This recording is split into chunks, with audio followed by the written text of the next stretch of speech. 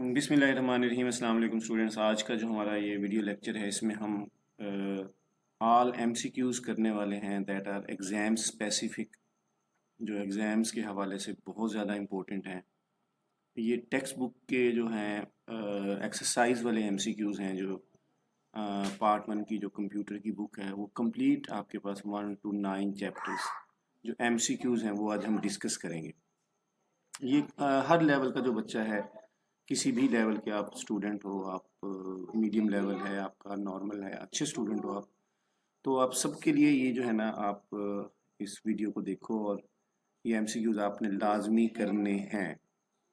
तो इससे पहले मैं आपसे ज़रा डिस्कस करता हूँ, आप मेरे इस चैनल को लाजमी सब्सक्राइब करो और यहाँ पे देखो कैसे आप इसको सर्च करोगे। आप यूट्यूब पे जाओ और यूट्यूब पे सिंपल आपने क्या सर्च करना है, आपने यहाँ सर्च करना है, आप यहाँ लिखें ICS कंप्यूटर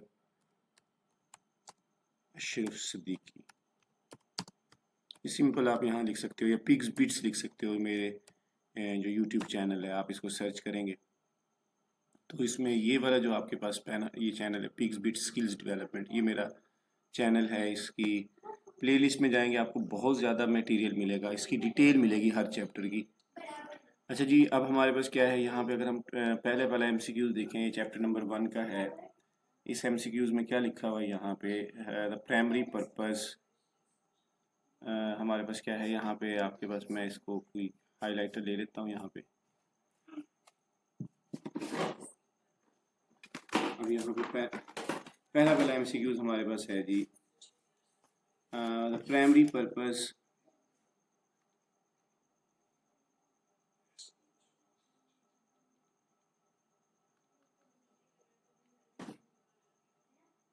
अच्छा स्टार्ट करते हैं स्टूडेंट्स। हमारे पास chapter number 1 introduction to software development, ये हमारे पास चैप्टर का टाइटल है।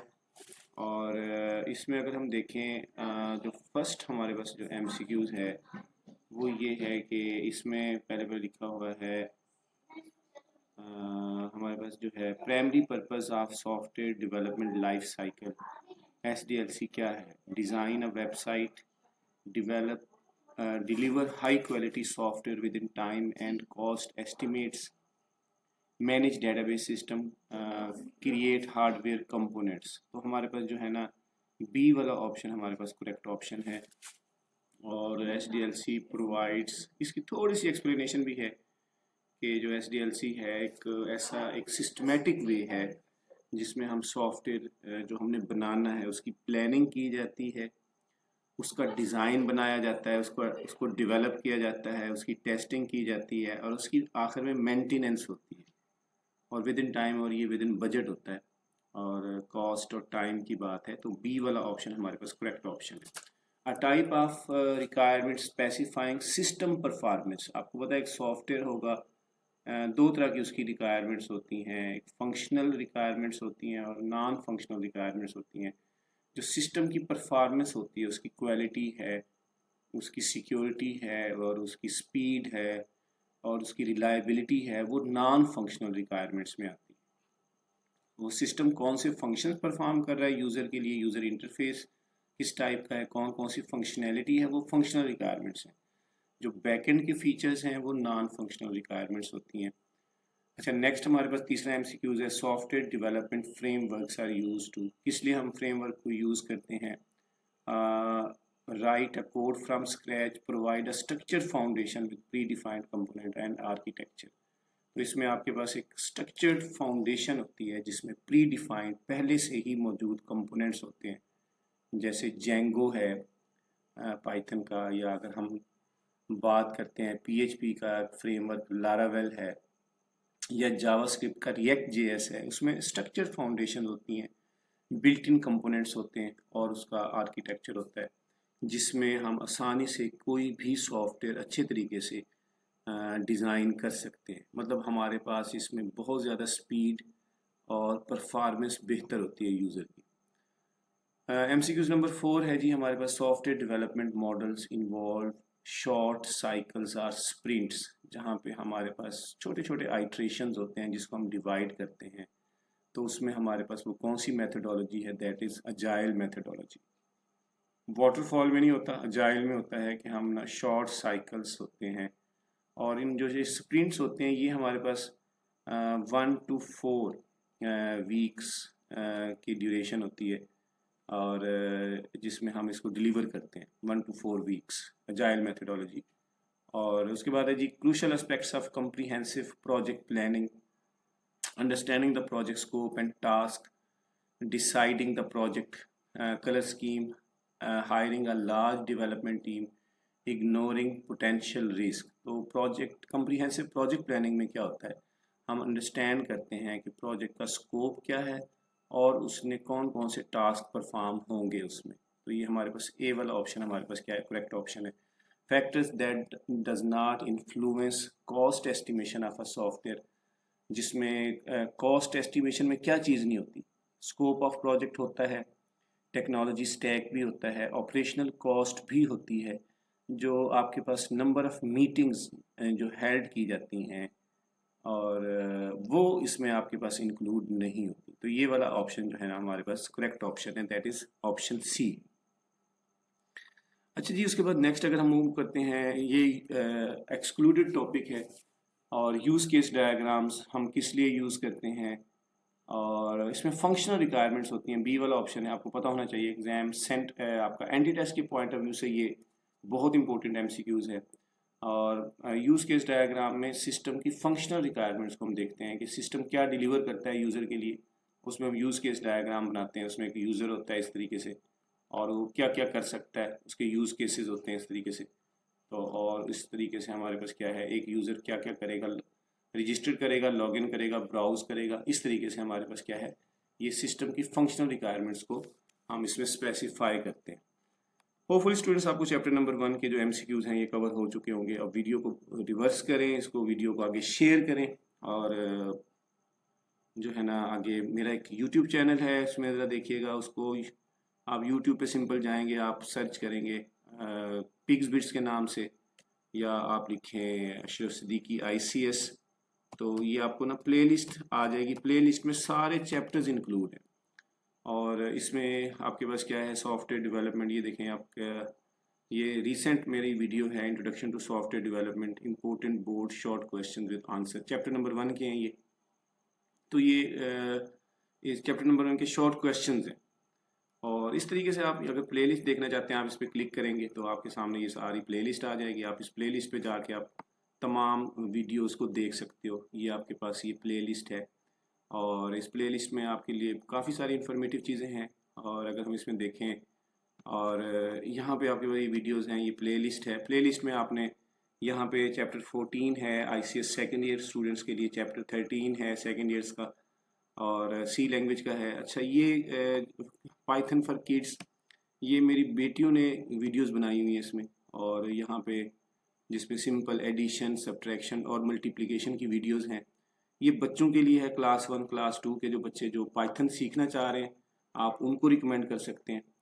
और ये देखिएगा, बहुत पावरफुल वीडियोस हैं ये, और इंस्पायरेशनल हैं। इस तरह MS एक्सेस की वीडियोस हैं, इस तरह एंटी टेस्ट की कुछ वीडियोस हैं। इसी तरह हमारे पास क्या है, अगर हम बात करते हैं ICS पार्ट 1 की, तो इसमें यूनिट नंबर 1 है। देखें ये सॉफ्टवेयर डेवलपमेंट क्या होता है, इसकी ये वीडियोस हैं, आप इस सीरीज़ को देखें, और ये सारी वर्किंग है, आप इसको अच्छे से देखें तो। और उसके अलावा चैप्टर 2 है यहाँ पे, और इसकी 50 वीडियोस अवेलेबल हैं। तो ये वीडियो लेक्चर्स हैं, आप इसको अच्छे से सुने, आपकी अंडरस्टैंडिंग बहुत स्ट्रांग होगी। और इसको आगे रिकमेंड करें, अपने फ्रेंड्स में रिकमेंड करें, अपने कुलीग्स हैं, आपके क्लास फेलोज़ हैं, सबको शेयर करें ये, और डिस्कस करें कमेंट्स में कोई भी आपको प्रॉब्लम है। इसी तरह देखें कंप्यूटेशनल स्ट्रक्चर है, इसमें चैप्टर नंबर 4 की पार्ट 1 कंप्यूटर साइंस बुक की एक्सरसाइज के MCQs, शॉर्ट क्वेश्चन और लॉन्ग क्वेश्चन एक ही वीडियो में है। ये 1 घंटा 10 मिनट की वीडियो है। इसी तरह यूनिट नंबर 4 के सिर्फ MCQs और लॉन्ग क्वेश्चन हैं। अच्छा, इसी तरह हमारे पास देखें यहाँ पे ये कंप्लीट कवर करेगा चैप्टर नंबर 1 को, और जिसमें लिस्ट हैं, स्टैक, क्यू, ट्री, ग्राफ, जो डाटा स्ट्रक्चर्स हैं, एक ही वीडियो के अंदर आपको डिटेल मिलेगी। तो यहाँ से आप देखें, और जब ये कवर हो जाए फिर आप MCQs को देखें। इस तरह सारे चैप्टर्स हमारे पास क्या है, मैंने इनकी वीडियोस बनाई हुई हैं। तो ये चैनल का नेम है पिग्स बिट्स स्किल्स डेवलपमेंट। तो इसको आप आगे फॉरवर्ड करें और फ्रेंड्स के साथ शेयर करें। अच्छा, चैप्टर नंबर 2 है हमारे पास पाइथन प्रोग्रामिंग एक्सरसाइज के जो MCQs हैं long with right answer and explanation. तो यहाँ पे ज़रा देखिएगा, पहला MCQs है an action needed during Python installation to run it easily from the command line। तो हमारे पास कौन सा ऑप्शन आएगा? यहाँ पे आएगा जी सी वाला ऑप्शन है। यहाँ पे check add Python to path sorry. तो यहाँ पे ये वाला ऑप्शन है, तो इसको हम चेक करते जब इंस्टॉलेशन के दौरान हमने ना इसको ऐसे ना चेक बॉक्स आता है, इस ऑप्शन को हम ऐसे चेक करेंगे और फिर हम इंस्टॉल करते हैं इसको। इससे ये होगा कि it can run easily from the command line, तो आसानी से हम इसको रन कर सकते हैं। अच्छा जी, उसके बाद हमारे पास क्या है? A valid variable name in Python. आपके पास जो है वैलिड वेरिएबल नेम क्या है पाइथन में? ये मैं थोड़ा सा इसको ज़रा साइज में बढ़ा लेता हूँ। तो इसमें ज़रा देखिएगा जी, अ वैलिड वेरिएबल नेम, इसमें वेरिएबल 1 ये हमारे पास वैलिड है। इसमें 1 वेरिएबल क्यों वैलिड नहीं है? क्योंकि ये डिजिट से नंबर से स्टार्ट हो रहा है वेरिएबल, ये रूल्स में नहीं है, अगेंस्ट रूल्स है, ये आपको पता होगा। वेरिएबल और डैश का सिंबल, पीरियड सिंबल लगा हुआ है, ये स्पेशल सिंबल है, ये भी वैलिड नहीं है, ये भी वैलिड नहीं है। वेरिएबल नेम, वेरिएबल और नेम और बीच में देखिए स्पेस है यहाँ पे, ये भी आपके पास एक सही वेरिएबल का नेम नहीं है। तो ये आपके पास क्या है? ए ऑप्शन सही है। Output of the following code क्या है? Age is equal to 25, print age. Age ऐसे ही लिखा हुआ आएगा क्योंकि एक मैसेज है, और एज यहाँ पे एक वेरिएबल है, इसमें वैल्यू है। तो एज हमारे पास क्या है? 25, ये सही करेक्ट ऑप्शन है। ये करेक्ट ऑप्शन नहीं है, ये करेक्ट ऑप्शन नहीं है, और ये वाला करेक्ट ऑप्शन नहीं है। अच्छा जी, इसी तरह आगे हम मूव करते हैं। The operator use for exponentiation in Python. Power के लिए हम कौन सा यूज़ करते हैं? ये मल्टीप्लिकेशन के लिए है। ये वाला जो है ना हमारे पास क्या है? एक्सपोनेंशिएशन आपके पास क्या है? ये ऑपरेटर है जो हम यूज़ करते हैं। जैसे हमने किया 2 की पावर 2 स्टेरिक 3, इसका मतलब है 2 की पावर 3, और 2 स्टेरिक 3 का ये सिंपल मल्टीप्लिकेशन है, 2 मल्टीप्लाई बाई 3। ये डिफरेंस का पता होना चाहिए, इसका क्या मतलब है और इसका क्या मतलब है। अच्छा, इस तरह आगे हम मूव करते हैं जी। Next, a loop use to iterate over a collection. कौन सी लूप होती है जो हम कलेक्शन वेरिएबल्स के ऊपर यूज करते हैं? जैसे लिस्ट है, कलेक्शन में अरेज हैं और स्ट्रिंग है, टुपल्स हैं। तो ये कलेक्शन वेरिएबल्स होते हैं, यानी सिंगल वेरिएबल के बिहाइंड बहुत सारे एलिमेंट स्टोर होते हैं सिंगल वेरिएबल में।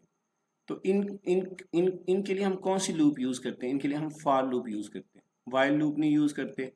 डू वाइल लूप पाइथन में नहीं है, रिपीट कोई ऐसी लूप नहीं है, तो हमारे पास फॉर लूप है जो हम यूज़ करते हैं। तो आप इस लेक्चर की अंडरस्टैंडिंग करें और उसको मुझसे ना शेयर करें। मतलब एक लिस्ट है जिसमें स्टूडेंट्स के नेम हैं, एक लिस्ट है जिसमें पर्सन की सैलरीज हैं, तो आप उसको ना फॉर लूप के ज़रिए 1 बाय 1 उसको आप एग्जीक्यूट कर सकते हैं। A function use to generate a sequence of number, हमारे पास क्या है? Generate a list of numbers, create a sequence of numbers आपके पास आएगा, बी वाला ऑप्शन है। A keyword use to define a function, कौन सा कीवर्ड हम यूज करते हैं? डेफ का कीवर्ड यूज करते हैं, DEF। आपके पास क्या है? ये 35 कीवर्ड्स हैं पाइथन के, और इसमें जो DEF डेफ का कीवर्ड हम इसको यूज करते हैं। अच्छा, उसके बाद हमारे पास क्या है? इसमें ये हमारे पास लास्ट वाला है जी। इसमें output of the following code, temperature, humidity, wind. तो ये हमारे पास टेम्परेचर हमारे पास क्या है? टेम्परेचर हमारे पास क्या है? 25 है। और ह्यूमिडिटी क्या है जी? वो 60 है, ये असाइनमेंट हो रही है।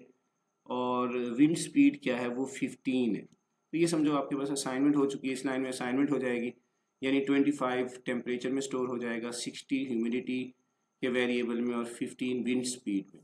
अच्छा, उसके बाद हमारे पास क्या है? Print hot and humid. वो कह रहा है जी हॉट एंड ह्यूमिड प्रिंट करो, लेकिन कब प्रिंट होगा? जब टेम्परेचर ग्रेटर देन 30 होगा एंड ह्यूमिडिटी ग्रेटर देन 50। क्या ऐसा है? टेम्परेचर ग्रेटर देन 30 है? नहीं है। इसका मतलब है ये कंडीशन फॉल्स हो जाएगी और बीच में एंड ऑपरेटर है, तो लिहाजा ये तो नहीं चलेगा, ये एग्जीक्यूट नहीं होगा बच्चों। अच्छा उसके बाद एल्स में हम जाएंगे। अच्छा उसके बाद वार्म एंड ब्रीजी प्रिंट करना है। ये कब प्रिंट करना है वार्म एंड ब्रीजी? जब टेम्परेचर इक्वल इक्वल 25 होगा। यस, टेम्परेचर इक्वल इक्वल 25 है, आप जरा देखिएगा, तो इसका मतलब है ये कंडीशन ट्रू है। और एंड, ये एंड लॉजिकल ऑपरेटर है। Wind speed greater than 10। Yes, wind speed हमारे पास क्या है यहाँ 15 है और वो ग्रेटर देन 10 है। यस, ये भी ट्रू है। ट्रू एंड ट्रू क्या होगा? ट्रू होगा। इसका मतलब ये है कि हमारे पास क्या प्रिंट हो गया आएगा? Warm and breezy. तो ये स्टेटमेंट यहाँ से नहीं लिखी हुई, आप इसको करेक्ट कर लीजिएगा, वार्म एंड ब्रीजी। होपफुली के एग्जाम में पेपर में ये स्टेटमेंट सही होगी। ये टेक्स्ट बुक में ज़रा गलत लिखी हुई है, आप इसका सही आंसर ये आएगा warm and breezy according to this statement. Warm कोई ऐसी स्टेटमेंट नहीं है, वार्म एंड ब्रीजी है। अच्छा जी, operation use to combine two list, दो लिस्ट है उनको कंबाइन करने के लिए कौन सा ऑपरेशन होता है? कंबाइन, कनकैटिनेट, ये भी नहीं होता, कनकैटिनेट भी, कनकैट भी नहीं है। सी में प्लस का सिंबल है जो हम यूज करते हैं। फॉर एग्जांपल एक लिस्ट है, यहाँ पे सैलरी 1 है और सैलरी 1 में हमारे पास क्या है 10,000 और 5,000 है, सॉरी 50,000 मैंने लिख दिया, यहाँ पे 60,000 है। अब ये लिस्ट 1 है, ये सैलरी 2, ये लिस्ट 2 है, उसमें हमारे पास है 9,000, 15,000। अब हम इसको कंबाइन कर सकते हैं। कंबाइन कैसे करेंगे? सैलरी 1 प्लस हमारे पास क्या है सैलरी 2। इसको हम प्रिंट भी कर सकते हैं सिंपल, यहाँ पे इसको प्रिंट करेंगे तो ये हमारे पास दोनों सैलरीज हमारे पास क्या है यहाँ पे शो होंगी। तो ये वाला जो ऑपरेटर है एक्चुअली जोड़ता है, कंबाइन करता है दो लिस्ट को, उसके अंदर जो भी एलिमेंट्स हैं उनको जोड़ के एक ही दफ़ा में दिखा देगा, कंबाइन करके दिखा देगा। स्टूडेंट्स होपफुली समझ आ गया होगा। ये चैप्टर नंबर 2 के जो एमसीक्यूज हमने किए हैं, ये एक्सरसाइज के एमसीक्यूज हैं, ये एग्जाम स्पेसिफिक में तैयारी करवा रहा हूँ आपको। इसमें मैं आपको ये भी बताऊंगा कि कौन से एमसीक्यूज इंक्लूडेड हैं और कौन से एक्सक्लूडेड है अकॉर्डिंग टू स्मार्ट सिलेबस। लाजमी नहीं है कि हर दफ़ा ही वो एक्सक्लूडेड होंगे। इस दफ़ा 2026 के जो एग्ज़ाम्स हैं तो इसमें ये क्या है एक्सक्लूडेड है कुछ एमसीक्यूज, वो मैं आपसे डिस्कस करूंगा। जो ये हाईलाइटेड है येलो कलर में जो भी एमसीक्यूज हैं ये सारे एक्सक्लूडेड है। अच्छा जी, chapter number 3 algorithm and problem solving है। The characteristics of well defined problem. Well defined problem वो होता है जिसका क्लियर गोल होता है, हमें इनपुट पहले से पता होता है और उसके नंबर ऑफ जो ऑपरेशन हैं वो भी हमें पता होता है और आउटपुट को भी हम एस्टिमेट कर सकते हैं। तो यहाँ पे है, यहाँ पे clear goals, clear input, clear processes and clear outputs. तो हमारे पास सी वाला ऑप्शन करेक्ट ऑप्शन है। और जो इल डिफाइंड प्रॉब्लम होता है उसमें क्लियर गोल्स नहीं होते, इम्बिग्विटीज होती हैं और जो जिसका एक से ज़्यादा आउटपुट हम प्रिडिक्ट कर सकते हैं जिसके, तो वो हमारे पास इल डिफाइंड प्रॉब्लम होते हैं। complexity classes representing problems solvable efficiently by deterministic algorithm। मतलब कौन सा ऐसा complexity क्लास है जिसमें हम डिटर्मिनिस्टिक algorithm मतलब डिटर्मिनिस्टिक का मतलब है जिसको हम डिटरमाइन कर सकते हैं, वो क्लास पी में आते हैं। यानी क्लास पी के जो प्रॉब्लम्स हैं वो प्रॉब्लम्स होते हैं जिनको हम एक खास टाइम फ्रेम के अंदर हम सॉल्व कर सकते हैं। पोलिनोमियल टाइम जिसको हम बोलते हैं, क्लास पी पोलिनोमियल, पी का मतलब पोलिनोमियल, डिटर्मिनिस्टिक टाइम होता है ये। और जितने भी अभी बच्चों आप सिंपल वर्डिंग में याद रखिएगा, अभी कंप्यूटर साइंस में आप हम जितने भी प्रॉब्लम्स हैं, इवन सुपर कंप्यूटर्स जिनको सॉल्व कर सकता है, जिनका एक प्रॉपर एल्गोरिदम होगा, जिनको हम करंटली अभी सॉल्व कर रहे हैं, मैथमेटिक्स के प्रॉब्लम्स हैं, जो लॉजिक्स हैं, वो सारे पोलिनोमियल आपके पास क्या है क्लास पी के प्रॉब्लम्स हैं। और इस तरह क्लास एनपी के प्रॉब्लम्स वो होते हैं जिनको हम सॉल्व नहीं कर सकते, मे बी इन फ्यूचर में सॉल्व हो जाएं, जिनका कोई प्रॉपर एल्गोरिदम नहीं होता, वो क्लास एनपी के प्रॉब्लम्स हैं। वैसे ये आपके पास क्या है एक्सक्लूडेड है, लेकिन फिर भी आपको पता होना चाहिए इसके बारे में।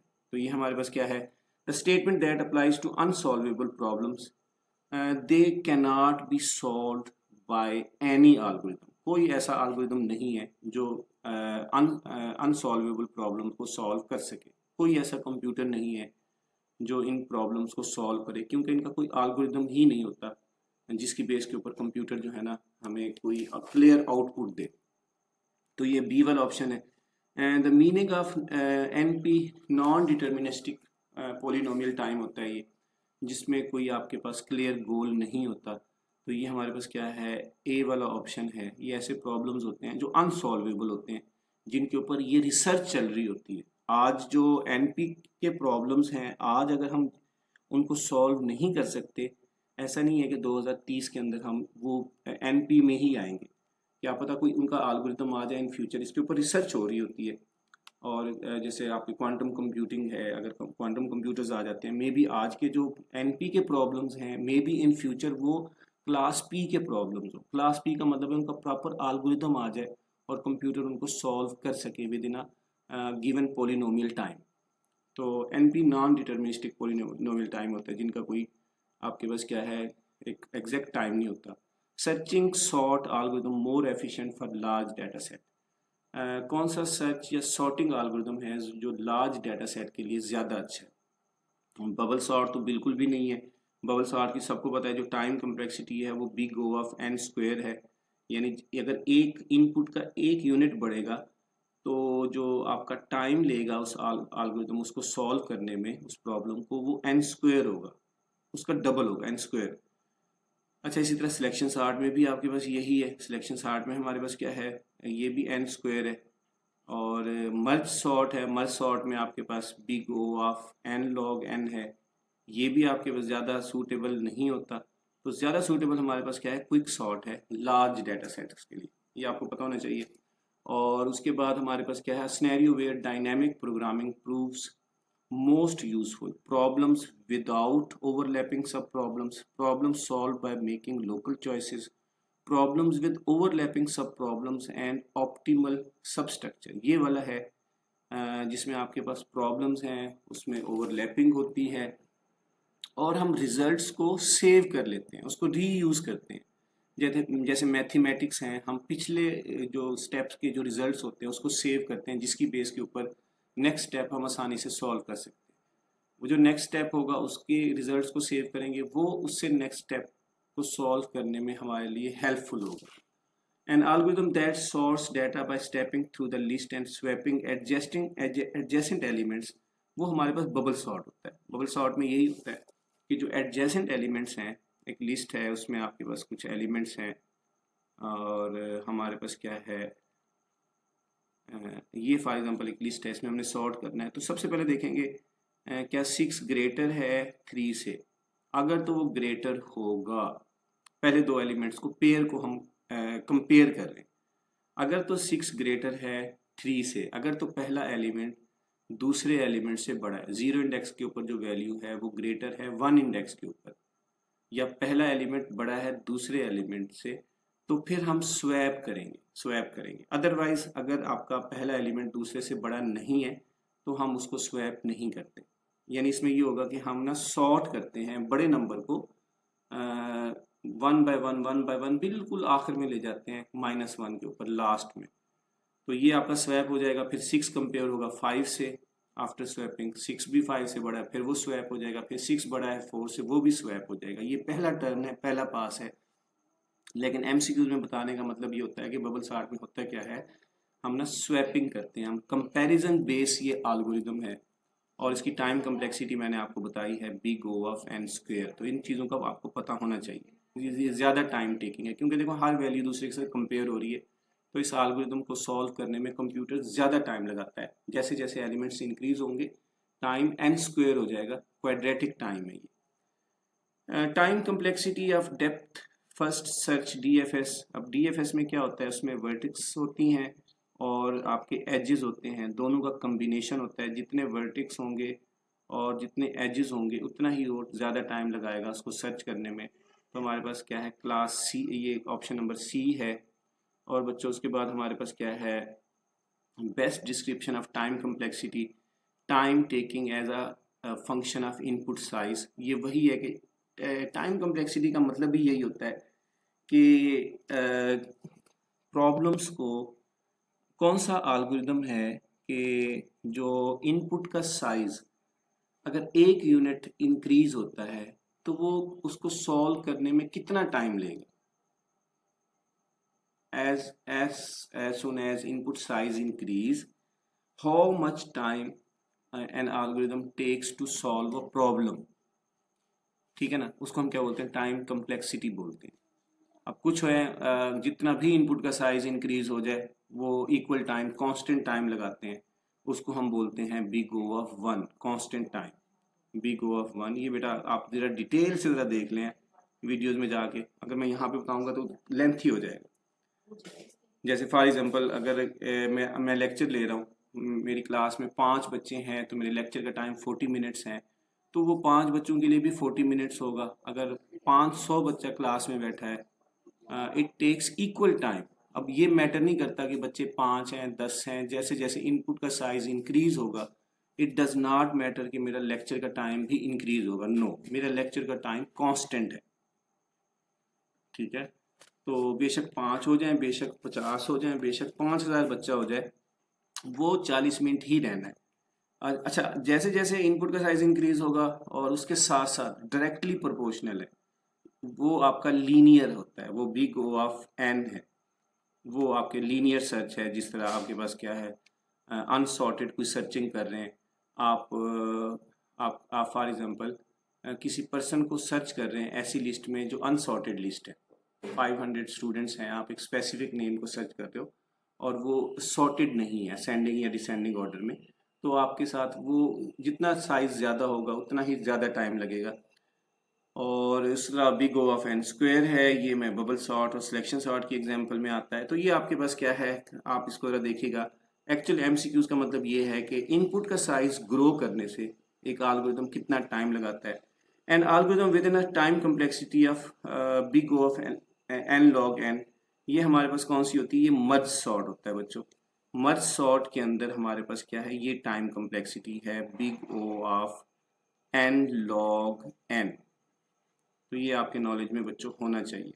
बबल सॉर्ट में हमारे पास क्या है, big O of N square है। बाइनरी सर्च में हमारे पास क्या है, big O of log N है बच्चों।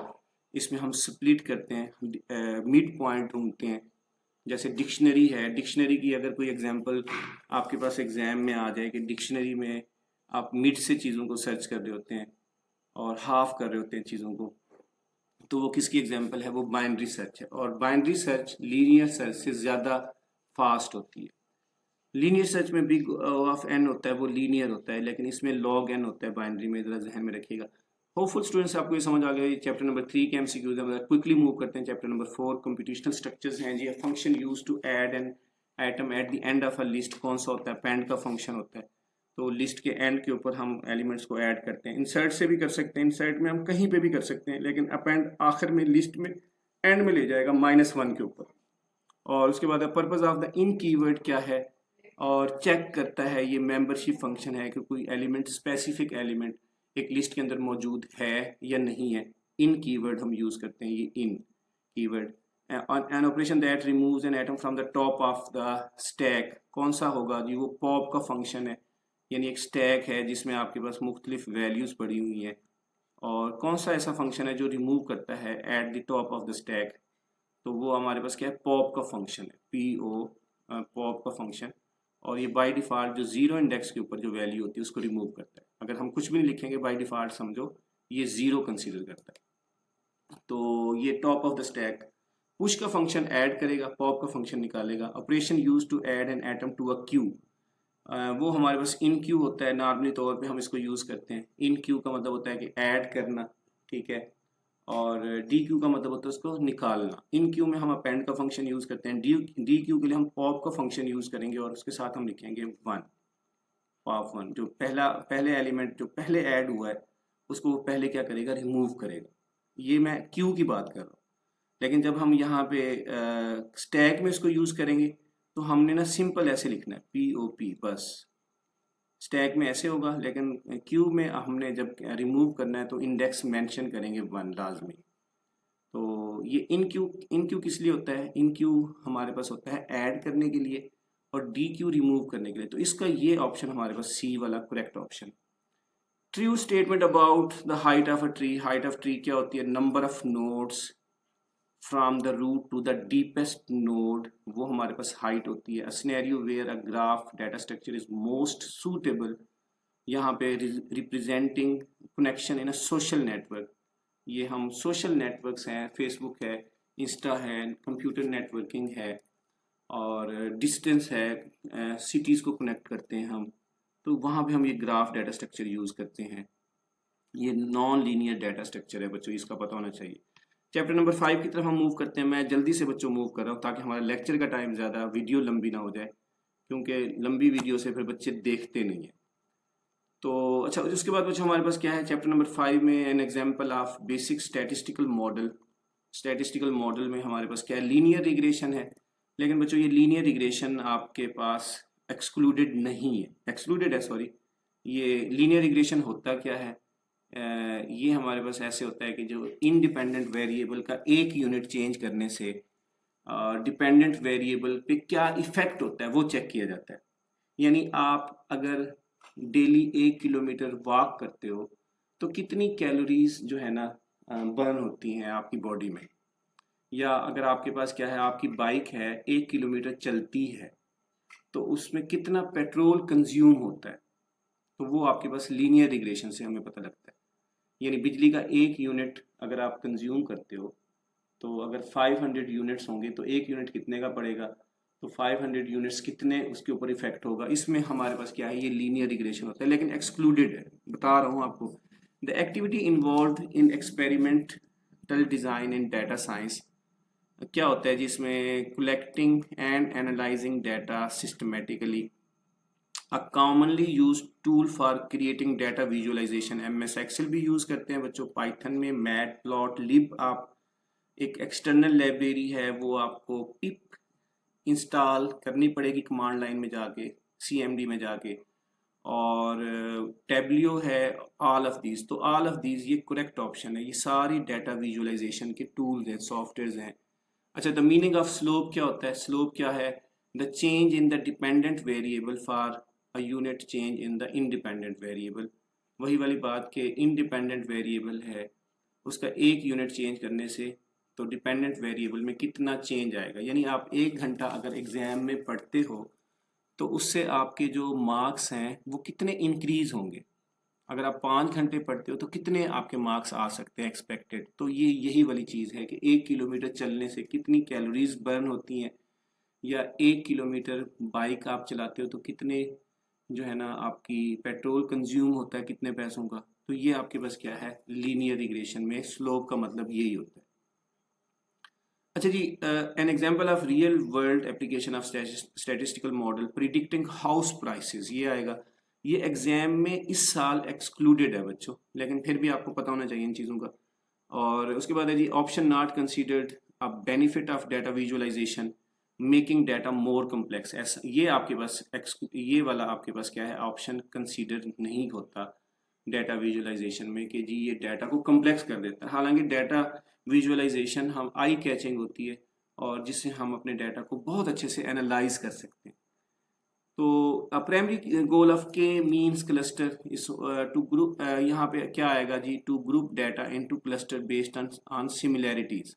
इसमें हम क्लस्टर्स बनाते हैं, जैसे क्लस्टर्स हैं सिमिलर इंटरेस्ट के लोग होते हैं उनको अलग क्लस्टर में हम ऐड कर देते हैं। जो बच्चे मैथ में स्ट्रॉन्ग हैं उनको अलग मैथ का ग्रुप बन जाता है, जो कंप्यूटर साइंस में स्ट्रॉन्ग बच्चे हैं उनको हम अलग ग्रुप क्लस्टर बना लेते हैं। जो इंग्लिश में स्ट्रॉन्ग बच्चे हैं, इंग्लिश के नंबर अच्छे आते हैं, उनको हम अलग इंग्लिश के ग्रुप में हम ऐड कर लेते हैं। जो स्पीच वाले बच्चे हैं उनको अलग कर लेते हैं, क्लस्टर बना लेते हैं।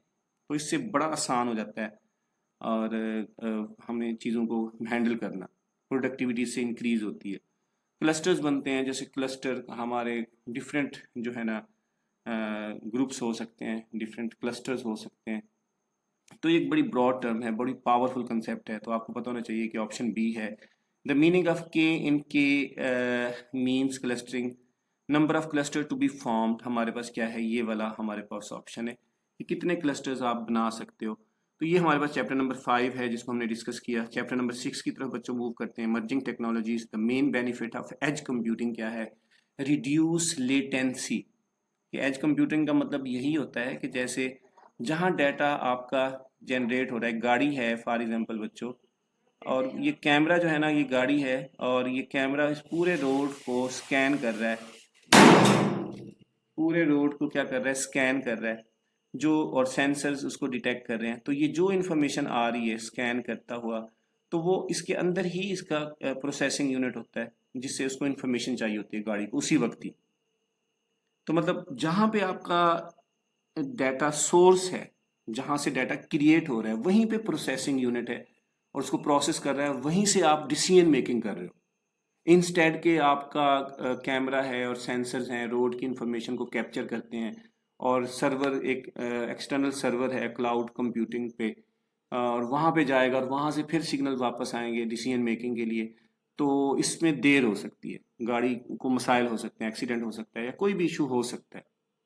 तो एज कंप्यूटिंग का बेसिक पर्पज ही यही है कि जहाँ पे डाटा क्रिएट हो रहा है वहीं पे भी वहीं उसको प्रोसेसिंग यूनिट हो जो उस डाटा को प्रोसेस करे, ताकि जो है ना जल्दी डिसीजन लिया जा सके और जो है ना प्रॉब्लम से बचा जा सके। यानी एक हॉस्पिटल है, वहाँ पे ट्रीटमेंट हो रही है, वहीं पे एक पेशेंट की इंफॉर्मेशन आ रही है और वहीं पे ही उसका प्रोसेसिंग यूनिट है, ताकि जल्दी से जल्दी उसका डिसीजन हो सके कि वो किस कंडीशन में है, उसकी हार्ट बीट एक्सट्रीम लेवल के ऊपर है या what ever the condition of that customer में बी। तो जहाँ पे डाटा इनपुट हो रहा है, जहाँ पे डाटा क्रिएट हो रहा है, वहीं पे ही उसको प्रोसेस किया जाए। एज कंप्यूटिंग का मतलब ये है। इससे हम लेटेंसी को रिड्यूस करते हैं। Apply deployment model with resource sharing among multiple organisation, वो पब्लिक क्लाउड होता है जिसमें हम इंफॉर्मेशन को शेयर करते हैं। A key difference between private cloud and public cloud, और जो है की डिफरेंस क्या है जी प्राइवेट में, dedicated to a single organisation, वो प्राइवेट होगा, with more control over data and security, और डाटा की सिक्योरिटी के ऊपर ज़्यादा कंट्रोल होगा क्योंकि वो प्राइवेट है। जितना ज़्यादा लोग यूज़ करेंगे, जितना ज़्यादा डाटा शेयर्ड होगा, उसके थ्रेट्स, सिक्योरिटी थ्रेट्स उतने ही ज़्यादा होंगे। Limited organization, limited number of peoples that are using a resource, having less security breach, आपके पास क्या है, वहाँ पे सिक्योरिटी का चांस यानी थ्रेट्स का चांस बहुत कम होता है। तो यहाँ पे यही है कि की डिफरेंस यही है कि प्राइवेट में आपके पास क्या है, विद इन ऑर्गेनाइजेशन ही यूज़ होता है डाटा, प्राइवेट इंफॉर्मेशन होती है, कॉन्फिडेंशियल इंफॉर्मेशन होती है, उसको शेयर नहीं किया जाता। The advantages of using a distributed ledger in blockchain technology: enhanced transparency and security। बच्चों सी वाला ऑप्शन है। ये ब्लॉकचेन एक्सक्लूडेड है टॉपिक, लेकिन फिर भी आपको पता होना चाहिए। इसमें एक्चुअली हमारे पास क्या होते हैं, कंप्यूटर्स होते हैं, और वो आपस में जो है ना डाटा शेयरिंग होती है, रिकॉर्ड शेयरिंग होती है। कोई भी आपकी ट्रांजैक्शन हो रही होती है, एक्चुअली सारे कंप्यूटर्स के पास वो डाटा जाता है, हर कोई उसको देख रहा होता है कि एक्चुअली हो क्या रहा है। ये इंट्रोड्यूस हुई थी 2009 में ब्लॉकचेन टेक्नोलॉजी, जो जब बिटकॉइन को इंट्रोड्यूस करवाया गया था, तो लोग जो ख़रीदते थे और उसको शेयर करते थे, सेल करते थे, हर बंदा उसको देखता था। तो इसमें यही होता है, जितने भी कंप्यूटर्स हैं उस ब्लॉकचेन नेटवर्क में, सारे ही रिकॉर्ड्स को देख रहे होते हैं, सबके पास कॉपीज जा रही होती हैं। यानी इसमें ट्रांसपेरेंसी होती है और सिक्योरिटी होती है। अच्छा जी, उसके बाद हमारे पास क्या है, cloud deployment model combining public and private, उसको हाइब्रिड बोलते हैं। दोनों का जो कम्बिनेशन होता है, जो इन्फॉर्मेशन सबको दिखाने की, स्टूडेंट्स हैं, स्टूडेंट्स की फॉर एग्जांपल कुछ जनरल पॉलिसीज़ हैं किसी कॉलेज यूनिवर्सिटीज़ की, जिसमें टाइम टेबल है और एकेडमिक प्लानर है, वो उसको पब्लिक क्लाउड पे रखते हैं। हाँ, बच्चों की पर्सनल इंफॉर्मेशन है, उनके कॉन्फिडेंशियल, उनके फी मैटर्स हैं, तो वो हम क्या करते हैं, प्राइवेट रखते हैं। तो ये दोनों का कम्बिनेशन होता है hybrid. Hybrid cloud deployment model actually is a combination of public and private cloud, दोनों को कंबाइन करके ये जो है ना बनाया जाता है, और इसकी सिक्योरिटी भी मिक्स होती है। तो एक ऑर्गेनाइजेशन, ये ज़्यादा अच्छी अप्रोच है क्योंकि बहुत सारी इंफॉर्मेशन है हमें लोगों को शेयर करनी है, और बहुत सारी इंफॉर्मेशन ऐसी होती है जो हम शेयर नहीं करते, उसको प्राइवेट रखते हैं। तो ये दोनों का कम्बिनेशन होता है। The purpose of a distributed laser in blockchain क्या होता है, secure and transparent data sharing among multiple participants. ये मैंने आपसे भी डिस्कस किया है, एक्सक्लूडेड है, ये येलो कलर में मैंने शो किया है आपको इसलिए। A cloud service offering a platform for developing, running and managing, जिसमें आप एक प्लेटफॉर्म होता है जिसमें एक डेवलपर आएगा, उसने एक सॉफ्टवेयर एप्लीकेशन, सिर्फ उसने एप्लीकेशन, उसने हर चीज़ उसके लिए रन होगी, ऑपरेटिंग सिस्टम रन होगा, सब कुछ इन्वायरमेंट बना होगा, उसने अपना कोड राइट करना है, कोड लिखना है, और उसको टेस्ट करना, उसको रन कर देना है, सिंपल। तो वो हमारे पास क्या है, PaaS है, प्लेटफॉर्म एज अ सर्विस। ये एक्चुअली होती ही डेवलपर्स के लिए। इसमें डेवलपर्स को ये टेंशन नहीं होती मैंने ऑपरेटिंग सिस्टम करना है, उसको ये टेंशन नहीं होती कि मैंने वर्चुअल मशीन को मैनेज करना है। नो, डेवलपर आएगा, अपना कोड राइट करेगा, उसको टेस्ट करेगा, उसको डिप्लॉय कर देगा, कि उसको रन करेगा एप्लीकेशन को, बस उसने अपना काम करना है। ऐसे ही है जैसे किचन है, आप 2 घंटे के लिए हायर कर लेते हैं, इंग्रेडिएंट्स आपके होंगे, आप आएंगे खाना बनाएंगे, ठीक है, 2 घंटे के लिए। वो 2 घंटे के लिए जितना आप उसको यूज़ करोगे, 2 घंटे जितना टाइम आप उसको पे करोगे, ठीक है।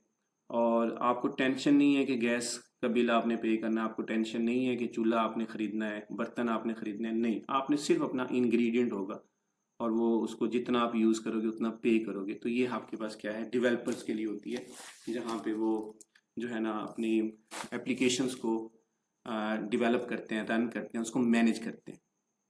The service model enabling application deployment without server management, उसको सर्वर लेस आर्किटेक्चर बोलते हैं।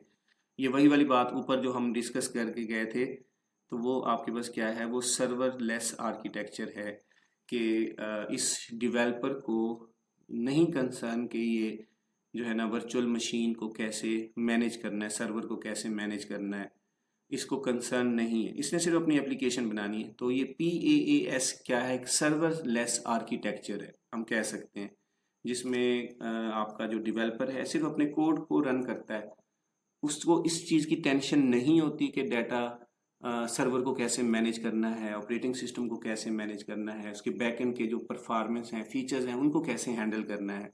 तो इस तरह के आर्किटेक्चर को हम सर्वरलेस आर्किटेक्चर बोलते हैं। होपफुली स्टूडेंट्स आपको ये समझ आ गया होगा। ये हमारे पास चैप्टर नंबर 6। अब कुछ और MCQs हैं। The feature introduce in blockchain 2.0 beyond crypto currency, ये आपके पास कुछ लेटेस्ट फीचर्स हैं ब्लॉकचेन टेक्नोलॉजी के। मे बी आप नेक्स्ट ईयर में आपको अलाउ हो जाए। अभी तो फिलहाल 2006 की मैं बात कर रहा हूँ। आप 2000 नेक्स्ट ईयर में आप इस वीडियो को अगर देख रहे हो तो ये ना समझिएगा कि इस दफ़ा इंक्लूड नहीं है ये। मैं 2026 की बात कर रहा हूँ अभी की। तो इसमें ये जो है ना आपके पास एग्जाम में एक्सक्लूडेड है ये वाला MCQs। अच्छा जी, नेक्स्ट हमारे पास क्या है, the primary advantage of serverless architecture. ये क्या है, कॉस्ट सेविंग है।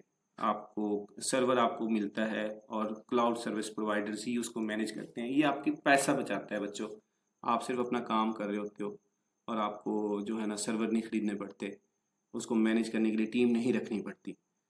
अच्छा जी, उसके बाद हमारे पास चैप्टर नंबर 7 है, जल्दी से हम इसको वाइंड अप करते हैं। Option typically included in common terms of use of classes.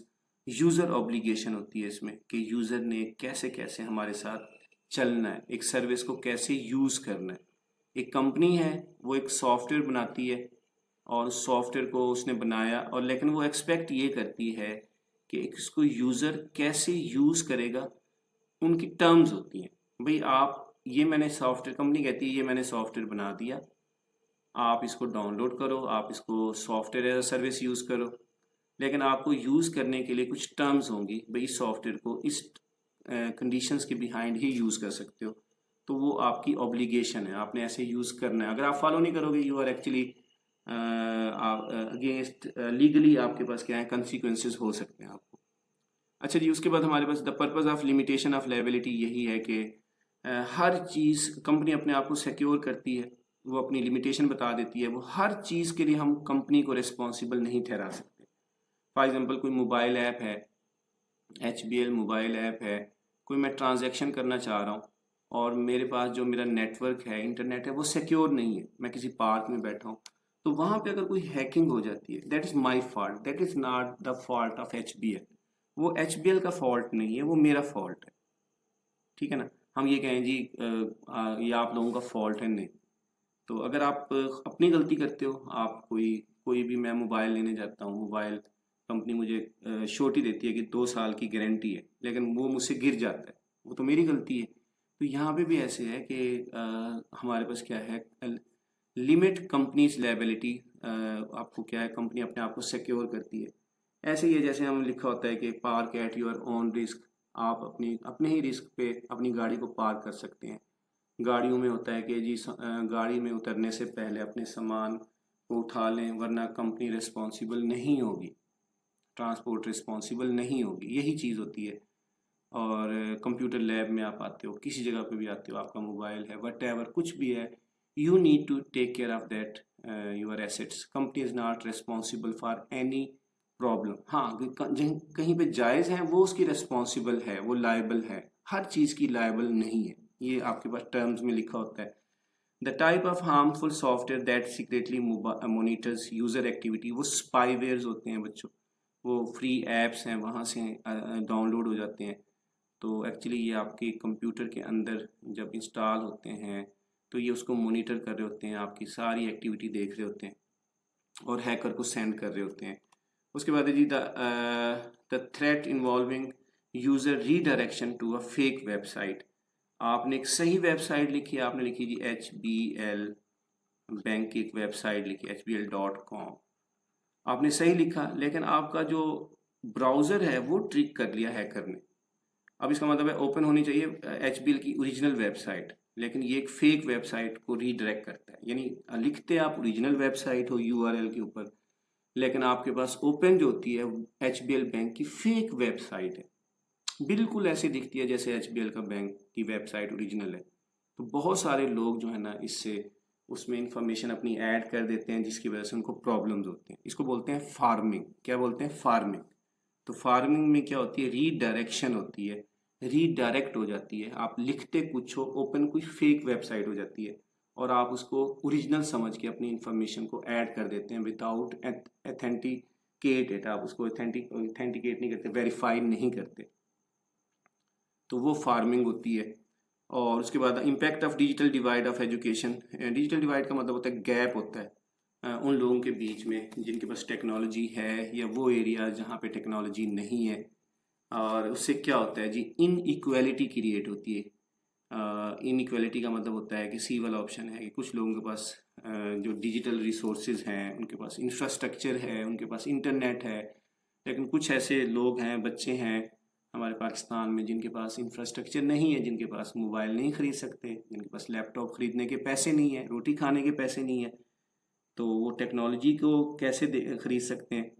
तो फिर ये इसको हम बोलते हैं गैप, डिजिटल गैप। और पाकिस्तान में ये गैप बढ़ता चला जा रहा है। गवर्नमेंट को इसके बारे में सोचना चाहिए, इंफ्रास्ट्रक्चर ऐड करना चाहिए, लोगों के फ्री पैकेजेस देने चाहिए, और जो ये सर्विसेज हैं क्लाउड सर्विसेज वो फ्री होनी चाहिए, ताकि कहीं पे भी कोई बच्चा है और वो टेक्नोलॉजी को इक्वली यूज़ करे और उसको इक्वली ग्रो करे सबके साथ। ऐसा नहीं है कि शहर वाले बच्चे जो है ना ग्रो करें और जो देहात में अर्बन एरियाज़ हैं, रूरल एरियाज़ हैं, तो वहाँ पे जो है ना आपके देहात वाले जो स्टूडेंट्स हैं वो ग्रो ना करें। वो इनइक्वालिटी क्रिएट होती है। जिसके पास टेक्नोलॉजी होगी, जिसके पास एप्लीकेशंस होंगी, जॉब के लिए अप्लाई कर सकेगा, जिसके पास नहीं होगी वो बेचारा बैठा रहेगा। तो ये आपके पास क्या है? ये डिजिटल डिवाइड होता है।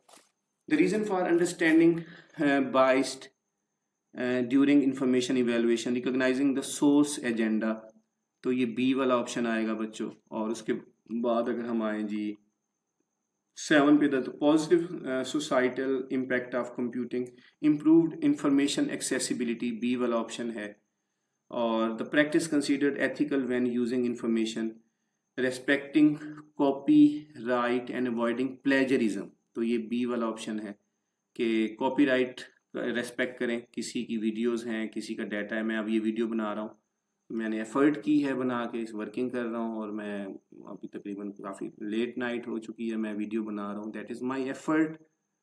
और आप इस वीडियो को अपने नाम से नहीं अपलोड कर सकते, और एक्चुअली विदाउट माई परमिशन। तो अवॉइड प्लेजरिज्म का मतलब होता है कि किसी का कोई कंटेंट है, कोई आर्टिकल है, और उसको अपना नहीं शो करते कि किसी और ने जो कहा है उसको उसको रेफरेंस करें कि भी इस बंदे ने ये चीज़ कही है। प्लेजरिज्म का मतलब है किसी और का मटेरियल आप अपना शो करते हो बना के, और ये प्रॉब्लम्स होते हैं। अच्छा, the behaviour consider responsible digital conduct, reporting suspicious activity. Responsible आपके पास क्या है? डिजिटल कंडक्ट यही है कि अगर आपके पास कोई ऐसी एक्टिविटी आपके अकाउंट्स पे आए जो जो अनयूजुअल एक्टिविटी हो, तो फौरी तौर पे रिपोर्ट करें। डी वाला ऑप्शन है, ताकि उससे आप रिस्पॉन्सिबल रहें, आपके अकाउंट्स हैक ना हो और दूसरे भी बच सकें।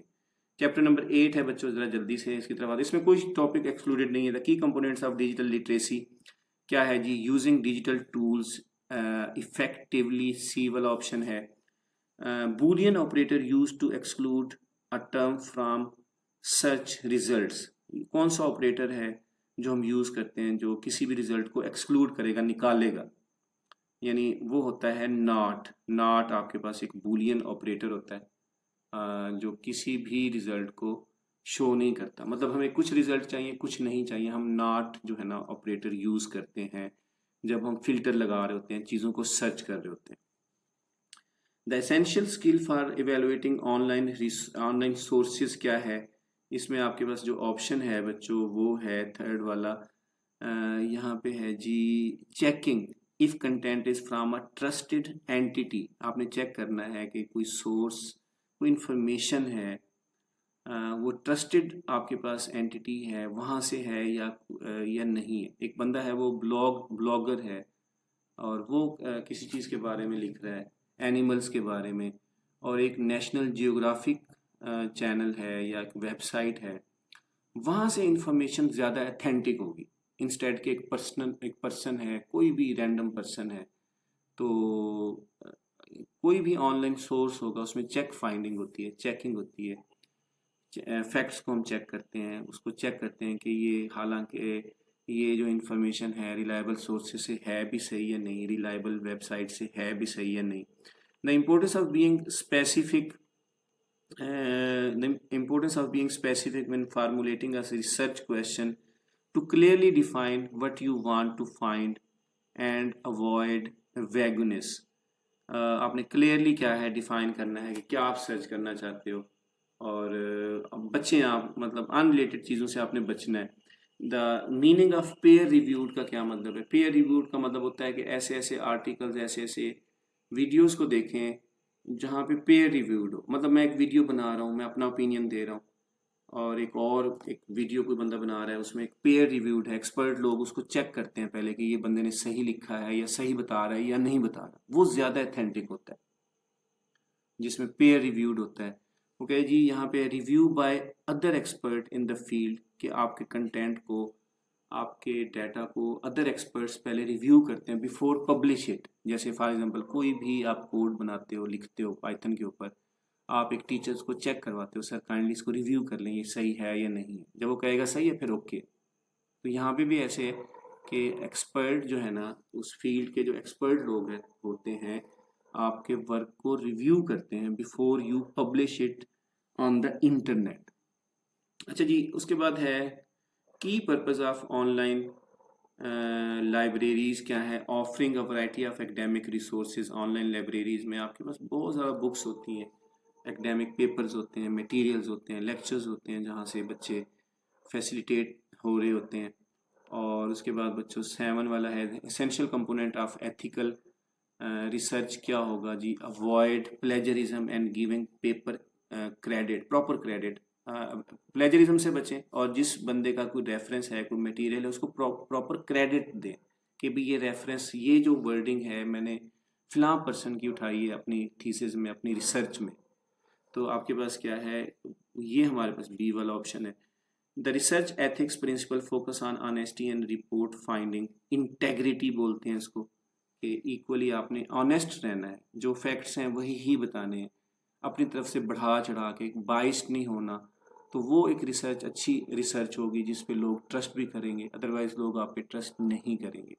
इंटेग्रिटी का मतलब होता है सच बोलना, अपनी फाइंडिंग्स को फेयरनेस में आता है ये, कि आपने जो भी आपने चीज़ें कंक्लूड की हैं, फाइंडिंग्स हैं आपकी रिसर्च की, उसको ऑनेस्टली आपने क्या करना है, प्रेजेंट करना है, पब्लिश करना है।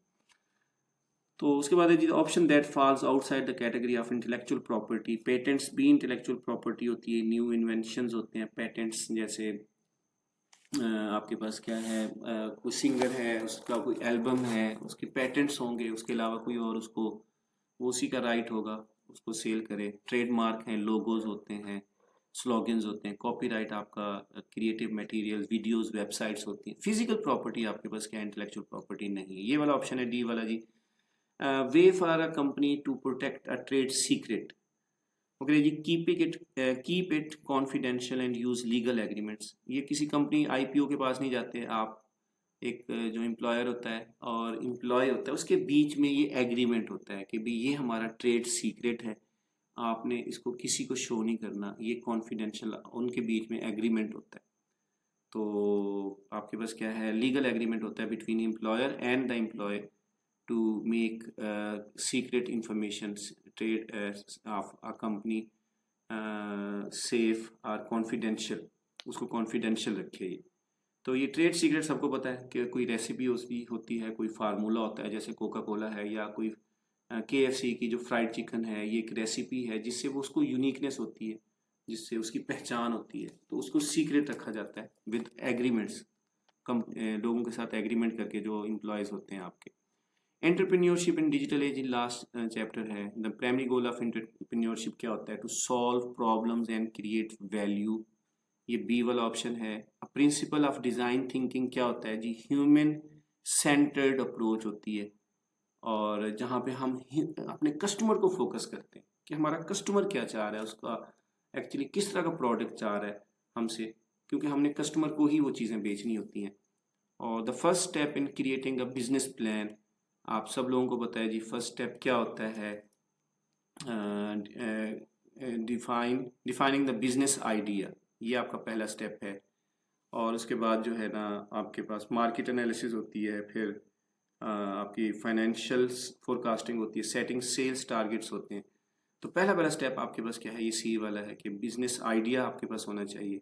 A technique commonly used in design thinking, कौन सी टेक्निक हम यूज़ करते हैं, ब्रेन स्टार्मिंग। मतलब ब्रेन स्टार्मिंग का मतलब है हमें कस्टमर के प्रॉब्लम्स का पता लग गया, हमने एम्पेथाइज कर लिया, फिर हम देखते हैं कि प्रॉब्लम स्टेटमेंट बना लेते हैं, फिर जो एक्सपर्ट लोग होते हैं उसकी ब्रेन स्टार्मिंग करते हैं कि इस तरह का प्रोडक्ट हम कैसे बना सकते हैं, वो ब्रेन स्टार्मिंग है। ब्रेन स्टार्मिंग का मतलब होता है कि डिस्कस करना किसी भी प्रॉब्लम को, उसके सारे सॉल्यूशंस निकालना, और फिर जो है ना कोई एक अच्छा सॉल्यूशन है उसको हम मॉडल कर लेते हैं और उसको टेस्ट कर देते हैं।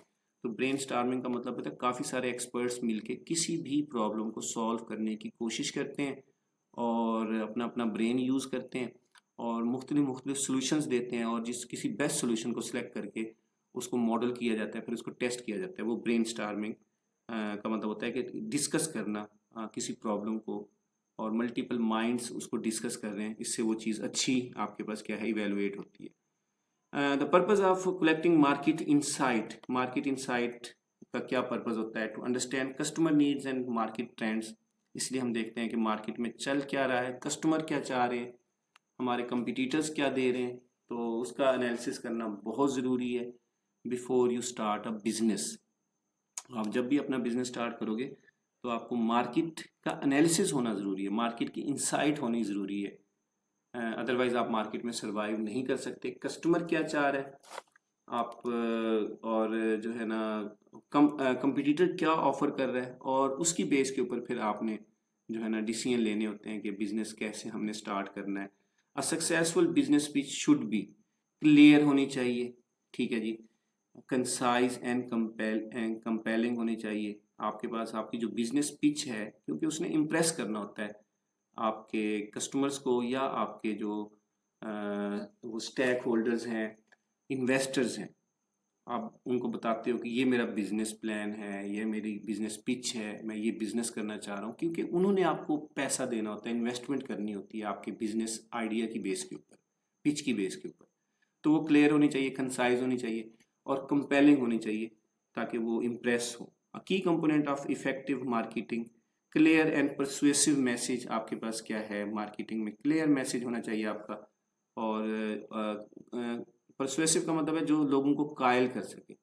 फाइनेंशियल कंसेप्ट फॉर बिजनेस क्या है जी, managing resource and plan for growth, ये फाइनेंशियल है, ये आपका एक्सक्लूडेड है। Crucial skill for storytelling in business, creative communication आपके पास क्या है, ये हमारे पास जो बी वाला ऑप्शन है, ये स्किल होनी चाहिए स्टोरी टेलिंग। आप जो है ना कन्विंस करो अपने कस्टमर को, स्टोरीज बताओ उनको, अपनी डिटेल बताओ प्रोडक्ट के बारे में, कहानियाँ बनाई होती हैं, बेशक वो हैं या नहीं, ऐसे आप अपनी तरफ से कोई एक इंटरेस्टिंग स्टोरीज बना के, ताकि कस्टमर आपका जो है ना कन्विंस हो आपके प्रोडक्ट को ख़रीदने में। तो स्टोरी टेलिंग आपके पास क्या है, उसमें क्रिएटिव कम्युनिकेशन होती है। Invention in business focus on improving existing products and process. आप क्रिएशन का मतलब ये होता है, इनोवेशन का मतलब आप जो एग्जिस्टिंग प्रोडक्ट है उसको आप कस्टमर की नीड के हिसाब से चेंज कर रहे हो और उसमें इनोवेशन लेके आ रहे हो ताकि कस्टमर आपका स्टे करे। मोबाइल की कंपनीज देख लें आप, डिफरेंट जो है ना प्रोडक्ट्स देख लें, वो ना आए रोज़ चेंज हो रहे होते हैं, उसमें अपडेशंस हो रही होती हैं, इनोवेशंस आ रही होती हैं, ताकि कस्टमर जो है ना आपका आपके प्रोडक्ट की तरफ लॉयल रहे, किसी और प्रोडक्ट की तरफ स्विच ना हो। अगर आप नहीं करेंगे, इनोवेशंस नहीं करेंगे, क्रिएटिविटी और इनोवेशंस बहुत ज़रूरी है बच्चों, और कोई फिर कस्टमर आपके पास लॉयल नहीं होगा। स्टूडेंट्स हैं, जैसे आप लेक्चर सुन रहे हो, हम अगर टेक्नोलॉजी के हिसाब से, लेटेस्ट चीज़ के हिसाब से हम अपने आप को इम्प्रूव नहीं करते एज ए टीचर, तो बच्चे कहते हैं सर, वो बच्चे कहेंगे नहीं सर ये तो अच्छा नहीं है। तो हमें अपने आप को बेहतर करना होता है, इनोवेशंस लेके आनी होती हैं, नए नए आइडियाज़ लेके आने होते हैं, नई नई टेक्निक्स लेके आनी होती हैं, और जिसके अकॉर्डिंगली हम चल रहे होते हैं दौर के हिसाब से, और बच्चे भी ऐसे चल रहे होते हैं। ये एक ऑन गोइंग प्रोसेस है, हमें अपने आप को अपने जो पुरानी स्किल्स हैं उनको बेहतर करना होता है। इस तरह improve existing products and process, यहाँ पे भी यही है, इनोवेशंस हैं बच्चों। और होपफुली कि स्टूडेंट्स ये आपको समझ आ गया होगा। ये हमारे 9 चैप्टर के एक्सरसाइज वाले एमसीक्यूज़ हैं। इसमें वो एमसीक्यूज़ भी हैं जो एग्जाम में एक्सक्लूडेड हैं, वो भी मैंने मेंशन किए हैं, और साथ साथ मैंने आपको आंसर भी लिखा है, विद रीज़न आपसे डिस्कस किया। अपने फ्रेंड्स के साथ लाजमी शेयर करें। बस आपसे ये एक रिक्वेस्ट है कि अपने क्लास फेलोज़ के साथ, अपने कुलीग्स के साथ, कॉलेज फेलोज़ हैं आपकी क्लास में हैं या नहीं हैं, किसी और क्लास के हैं, उनके साथ शेयर करो, अपने स्टेटस पे लगाओ, डिस्कस करो, और अपना फीडबैक लाजमी दें, कमेंट्स करें, मुझे सब्सक्राइब करें चैनल को। Take care of yourself. अल्लाह हाफिज़।